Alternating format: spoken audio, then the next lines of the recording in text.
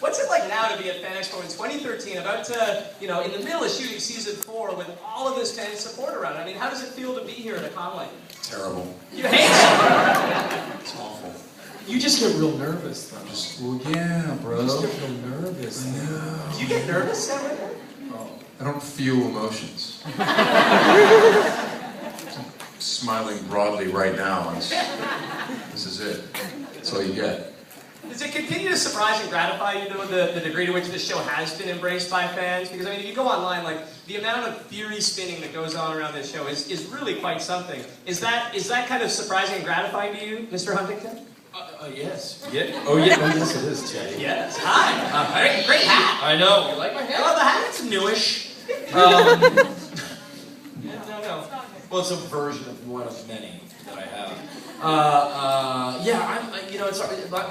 Literally my favorite thing is coming to these things because, as you know, we shoot all the way over in Montreal, and we don't get to meet people who watch the show when we're shooting. So we're working in this little vacuum, and that's kind of the way it works with film and television. So like this is like our way to like talk to people and actually see for ourselves that yes, people actually do watch the show. Yeah.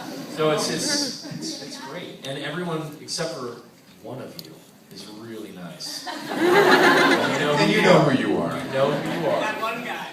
That one guy. Well, we know that you guys are in the midst of production right now. You were saying you just completed episode 4. Yes. So what was it like getting back into your characters? I mean, do you miss them when you're off? Definitely. You miss Nora? Yeah. I do miss Nora.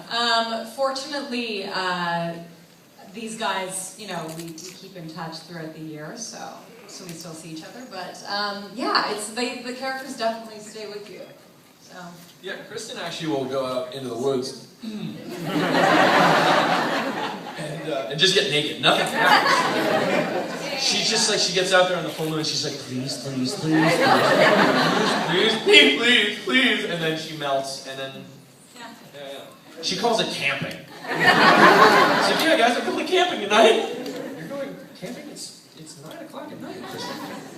Megan, we're going to talk about where you guys left things with season 3, because did you like the finale of season 3? Holy I should take a moment afterwards, actually a few moments. Megan, now that you're partway through season 4, I know you can't give us any big spoilers, but how do you feel so far about season 4? And are we feeling any shifts in terms of the tone or the focus of the show? What can you tell us without spoiling? Yeah, there's some huge changes in 4. We actually, Kristen and I just finished reading episode 9 on the plane. And we were screaming. We were like literally little screaming. I was girls. like roused with goosebumps. I'm a very sensitive goosebumper. Here's the thing: is like this season really shakes things up a lot, and there are some huge plot points that happen that might change the show completely. And season 3, in my opinion, and I think we all sort of agree on this, is that it was the best season that we've had so far. So it's a tough spot to be in, because it's like, okay, well, where do we go from here? And I think season 4 really sort of continues on that train, but also brings something entirely different and scary and weird and yeah, but that's just the fact that Sam's in it. Scary and weird. That's what I bring to the show, dude. Sam, what about Aiden in season 3? Because the Aiden quote that sticks with me the most is from the season finale, and it's when you're talking about the fact that you basically owe everybody now. It was a very different Aiden that we met at the end of, or said goodbye to at the end of season 3. So what was he like for you to play throughout season 3? What did you think of his arc in the most recent season? Well, I liked the fact that he got to hang out with people, basically. Right. Yeah, I mean, he's a better character when he hangs out with human beings. He's more dangerous because he can hurt them. He's funnier because he's got this double life, but he's also more mysterious, and he's just a more alive character when he has to do that.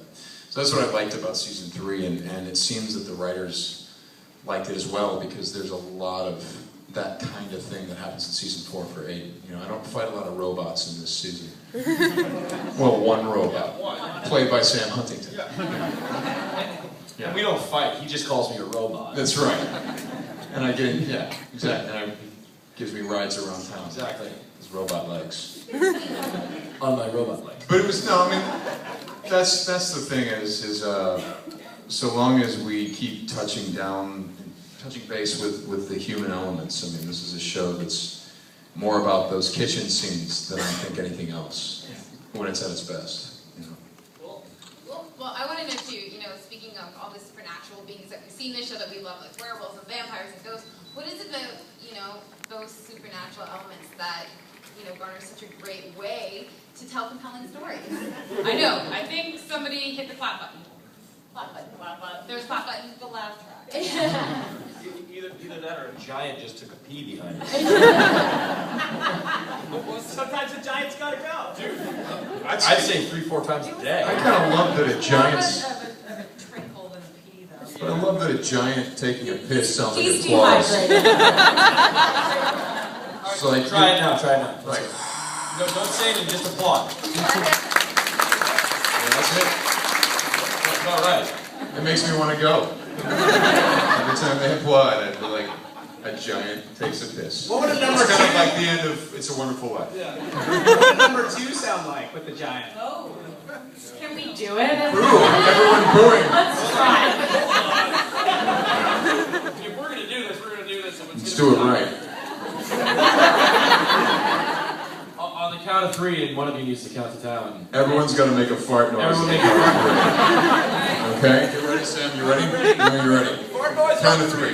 1, 2, 3.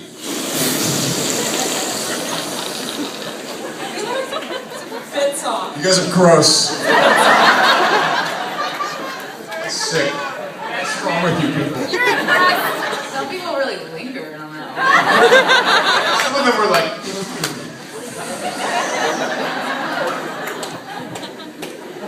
Bravo to you guys. We're here for you guys. Yeah, you think you're watching us, we're watching you guys. the show's right here. Why do you think, though, that supernatural avatars make a great way to tell stories about humans? Because in a way it's counterintuitive. Why do you think it works, though? You can tell some really hard-hitting stories with that stuff, you know, and not necessarily trip up censors and stuff like that. I remember some of the stuff that early on I shot was just very, you know, just heroin addict stuff. But you go, oh no, he's a vampire, it's cool. That's what he sounded like, the censor. Oh no, it's a vampire. It's cool. He's not a crack addict or a heroin addict. He's a vampire. These are what censors sound like. They're all old ladies who are really keen on heroin and crack addicts. I love vampires. Ooh.